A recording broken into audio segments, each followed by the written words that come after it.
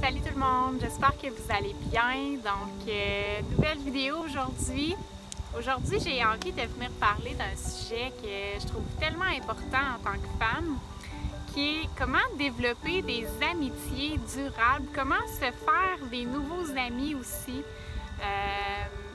Parce que c'est quelque chose que je remarque qui est un défi pour plusieurs femmes que j'accompagne, puis qui était un défi pour moi, qui l'est encore. C'est un apprentissage constant, je pense.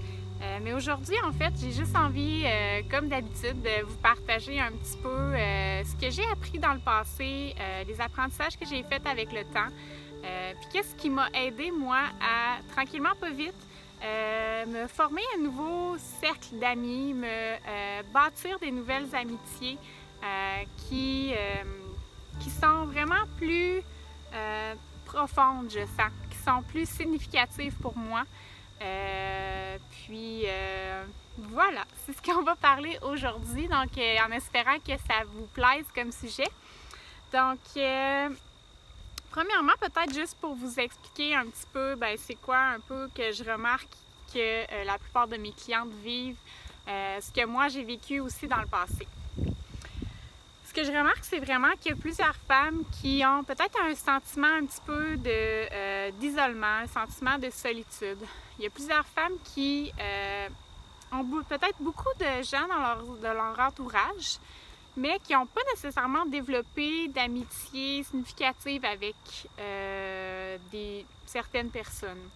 C'est souvent des relations plus peut-être superficielles, où est-ce qu'on parle du beau temps, on parle des trucs un peu du quotidien, sans nécessairement aller plus en profondeur, aller dans peut-être des intérêts qu'on a, comme la croissance personnelle, le bien-être, tout ça.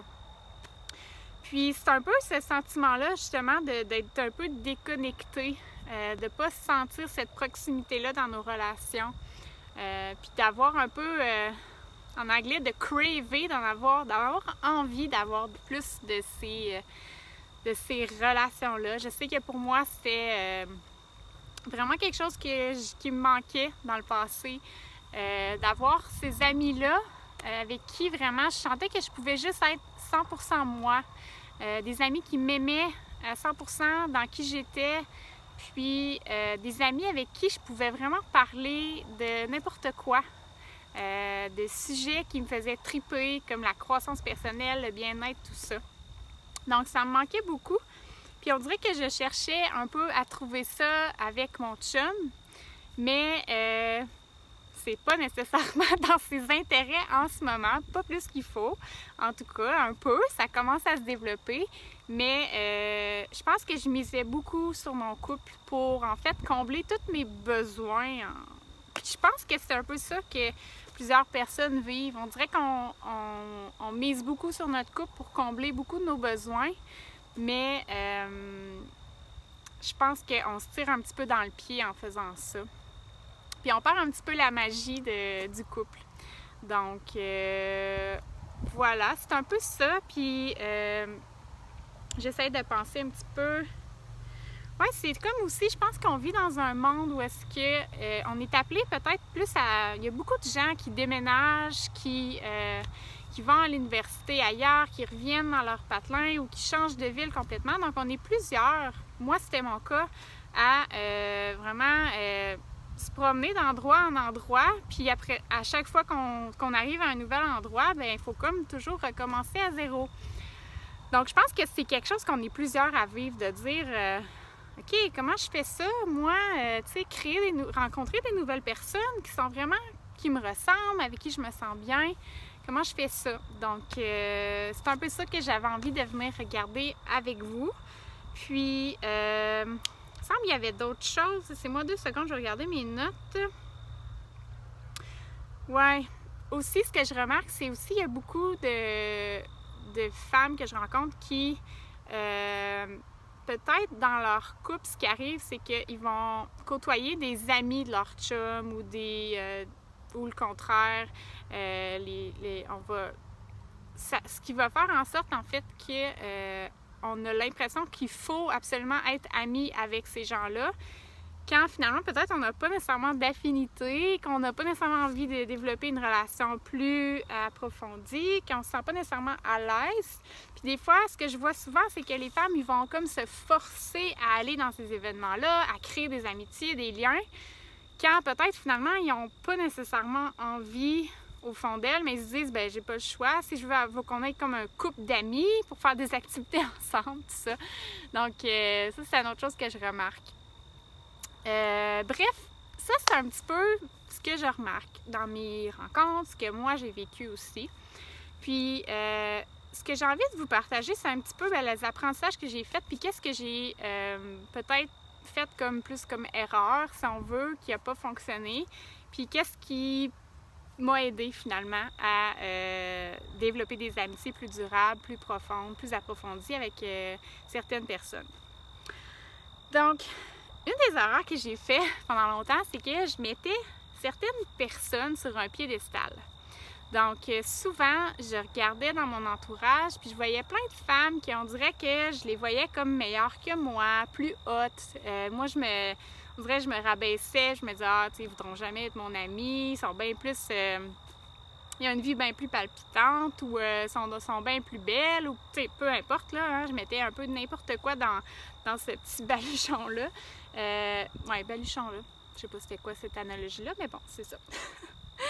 Donc, voilà, je faisais un portrait vraiment parfait de ces femmes-là, quand en fait, il n'y a personne de parfait, il n'y a personne qui a une vie parfaite, puis peut-être que ces femmes-là, en fait, ils faisaient la même chose avec moi, puis je ne le savais pas. Donc ça, c'est une des erreurs que j'ai faites. Après ça, une autre erreur, c'est que je cherchais comme vraiment à trouver une personne qui était, inconsciemment, qui était parfaite. Dès qu'il y avait un petit quelque chose qui accrochait, là, j'étais là, ah ben non, ça ne fit pas tant à cause de telle chose ou telle affaire. Puis on dirait qu'inconsciemment, je cherchais vraiment à ce que la personne, l'amie avec qui j'avais envie de, la femme avec qui j'avais envie de développer une amitié, elle soit parfaite. Donc ça, c'est une autre erreur que j'ai faite. Au lieu de voir tout ce qu'elle avait de positif, de beau à m'apporter, je voyais juste comme les petites choses qui clochaient, puis là, je me détachais à cause de ça. Donc ça, c'est quelque chose que j'ai fait, malheureusement. Après ça, souvent, j'étais... quand, mettons, là, je rencontrais quelqu'un, là, j'étais hyper stressée, j'étais pas nécessairement à l'aise. Quand j'étais avec la personne, j'étais beaucoup dans ma tête. Je voulais tellement qu'elle m'aime ou je voulais tellement qu'elle lui plaire, que ça se passe bien, que là, j'étais trop d'ici dans ma tête, puis j'étais pas dans le moment présent, juste à être présente, à juste avoir du plaisir avec la personne. Donc, ça nuisait beaucoup à ma capacité à tisser des liens parce que j'étais pas authentique, c'était pas juste moi, j'étais beaucoup ici à m'en faire, à me préoccuper, à vouloir que ça soit parfait, que ça se passe bien. Donc, ça, c'est sûr que ça l'aidait pas. Après ça, je pensais que dans le fond, ça devait se faire naturellement. Qu'il fallait pas nécessairement mettre d'efforts pour qu'une amitié fonctionne. Qu'en principe, ça devrait se faire naturellement, ça devrait bien se faire. Mais je réalisais pas que j'étais peut-être un peu dans l'attente que l'autre personne elle me contacte, que l'autre personne elle me lance des invitations. Puis moi, j'étais pas là, puis je prenais pas des initiatives assez, puis je faisais pas des efforts pour maintenir cette relation-là active. Donc ça, c'est une autre des choses que j'ai fait dans le passé. Alors, voilà, c'est un peu ça comme les trucs que j'ai réalisés que peut-être c'était pas très gagnant. Donc, maintenant, je vais vous partager un petit peu plus qu'est-ce qui, selon moi, peut vous aider, qu'est-ce qui, moi, m'a aidé personnellement à développer des amitiés plus durables, à rencontrer des nouvelles personnes qui me ressemblaient. Donc, un des éléments que j'ai écrit, premièrement, c'est d'oser faire des invitations. D'oser. S'il y a quelqu'un qui m'inspire, ben go, je vais oser l'inviter à faire quelque chose ou je vais oser lui écrire. Puis vraiment d'avoir aucune attente, de juste être capable de dire, ben si ça fonctionne, ça fonctionne. S'il n'est pas intéressé, ça fonctionne pas, puis ça coule pas, puis c'est pas naturel quand on est ensemble, puis je me sens pas bien, ben on passe à autre chose, puis c'est pas grave, mais au moins je vais l'avoir essayé. Donc ça, c'est quelque chose que je me suis souvent freinée. J'osais pas lancer des invitations C'était difficile pour moi, j'avais peur d'être rejetée, j'avais peur que l'autre personne ne m'aime pas. Donc ça, j'ai changé ça. Après ça, un autre élément que je trouve super intéressant, c'est de tenter d'incarner la personne qui nous inspire. Donc, s'il y a quelqu'un autour de vous que vous vous dites « Ah, moi, j'aimerais tellement ça avoir ce genre d'ami-là, je trouve qu'elle est tellement cool, cette fille-là », bien, premièrement, essayez de vous incarner puis mettre de l'avant les qualités que vous admirez chez l'autre personne. Puis d'essayer vraiment de développer justement, gagner en confiance à travers ça pour être capable après ça d'arriver puis d'être plus confiante, d'arriver avec l'autre personne et dire ben moi aussi j'ai quelque chose à y apporter de beau. C'est pas juste elle qui est comme sur un piédestal puis moi je suis là. Donc je pense que ça part beaucoup de ça en fait là. Je vous le dis tout le temps là, mais je me répète encore. Ça part vraiment de l'estime qu'on a de nous, de la confiance qu'on a en soi. Une fois qu'on est confiant, qu'on a quelque chose de beau à apporter, qu'on voit notre valeur, qu'on la reconnaît, après ça, c'est beaucoup plus facile d'entrer en contact avec l'autre, d'attirer des personnes qui sont au même niveau que nous, qui ont ce sentiment de valeur-là, qui ont ce goût de vivre-là qu'on a. Donc, voilà, ça c'est un autre élément. Après ça, pour entretenir nos relations, c'est d'en prendre soin, de prendre soin de ces amitiés-là, puis justement de lancer des invitations, puis de pas juste être dans l'attente que ce soit l'autre personne qui nous écrive. Puis si l'autre personne nous écrit pas, c'est pas grave si ça fait 2 fois qu'elle nous a pas écrit, puis que deux fois c'est nous qui l'avons relancé. C'est pas grave, c'est pas important, faut pas commencer à compter les prises, comme je dirais.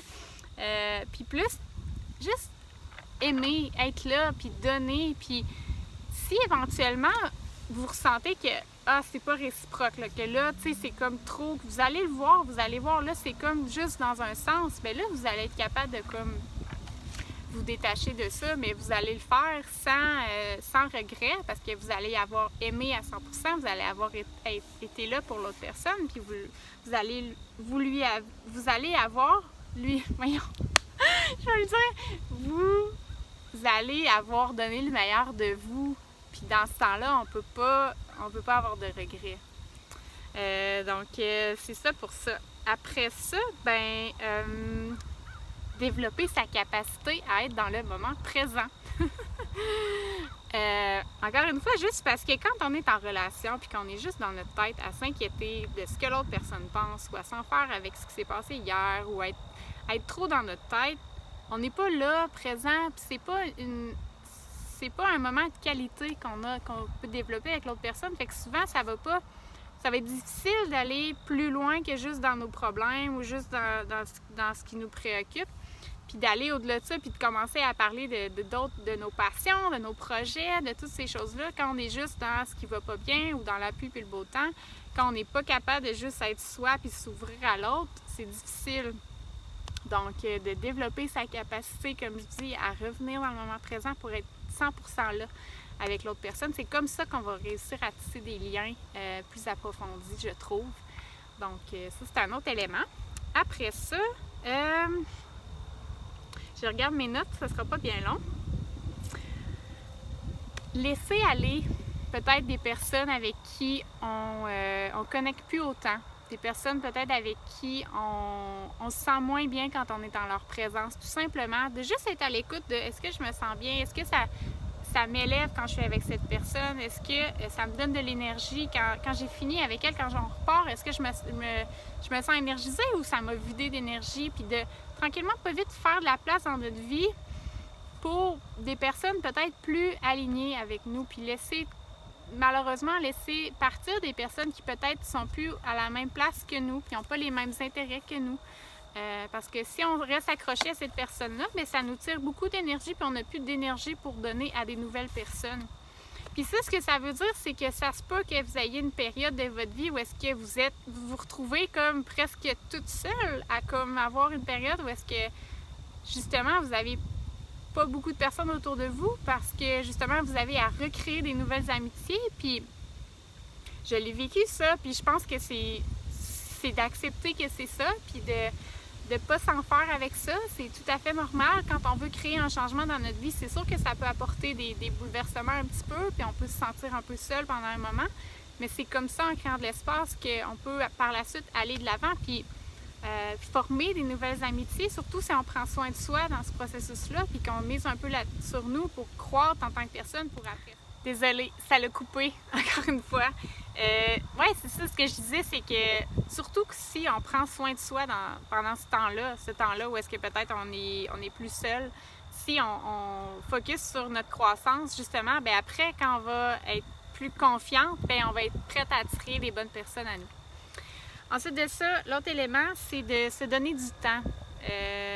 On dirait que dans le passé, je me disais tout le temps « Ah, ça va pas assez vite, là, j'aimerais ça, tu sais, que justement, ça se bâtisse plus vite, là, les amitiés que j'ai. » Mais les amitiés que j'ai en ce moment aujourd'hui, c'est des amitiés qui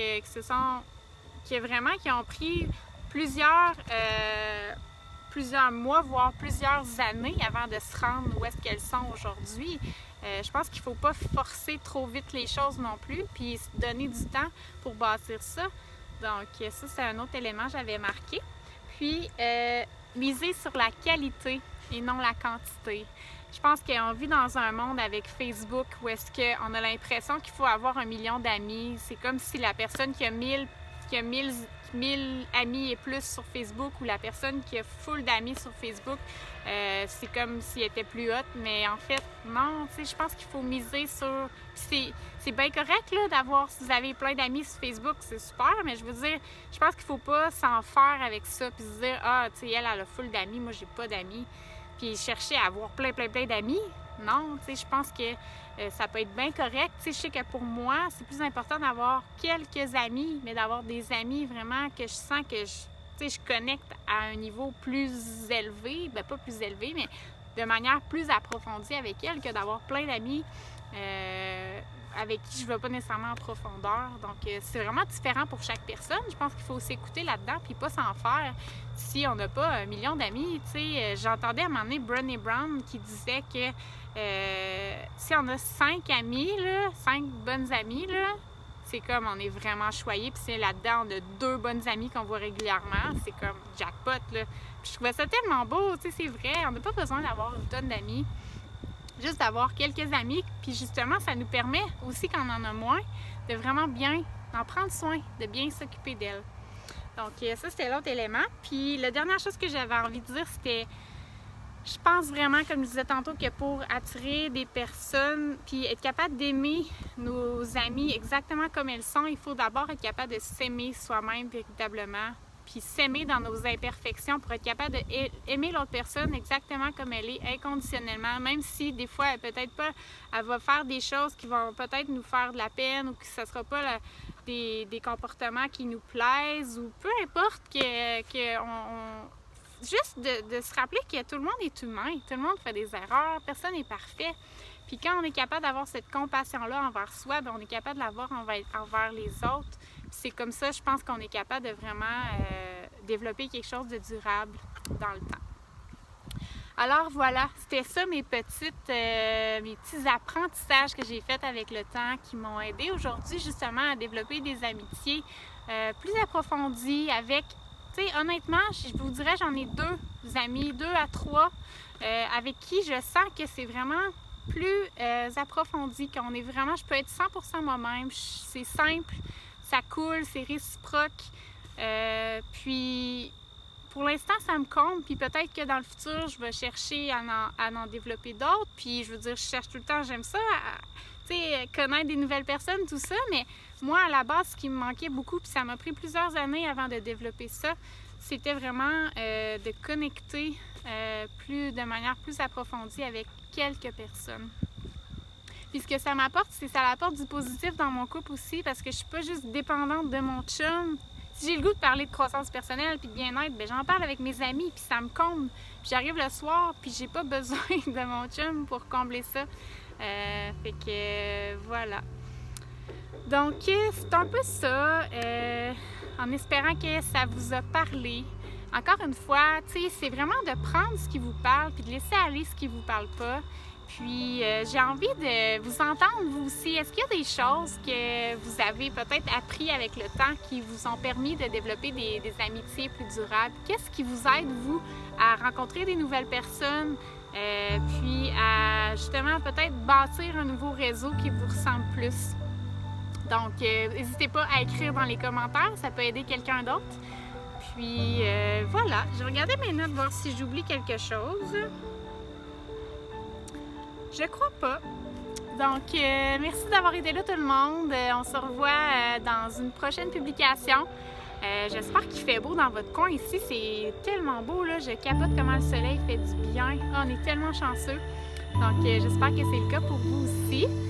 Puis, voilà, je vous souhaite une super belle fin de journée. Bye tout le monde!